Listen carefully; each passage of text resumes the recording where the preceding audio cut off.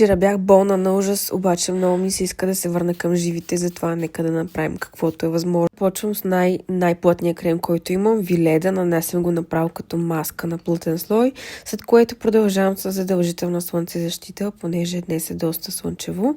Тук идва нещо много интересно, което нямам търпение да ви покажа, затова нанасям и от него. Скоро ще разкажа повече. За ефект на стъклена кожа ще смеся L'Oreal Gloomy Lotion с тинта на NYX. Коректорът е L'Oreal True Match, защото ми харесва, че не изсушава зоната под очите.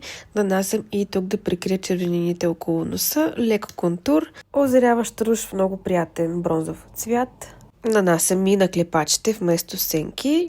Лекичко подчертавам веждите. Ще използвам една от най-любимите ми бюджетни спирали, която никога не разочарова.